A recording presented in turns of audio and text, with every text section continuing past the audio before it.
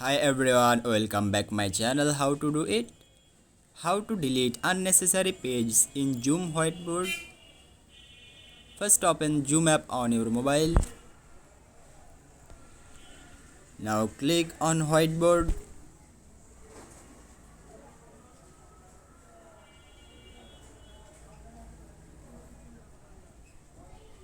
Click on tab. Preparing.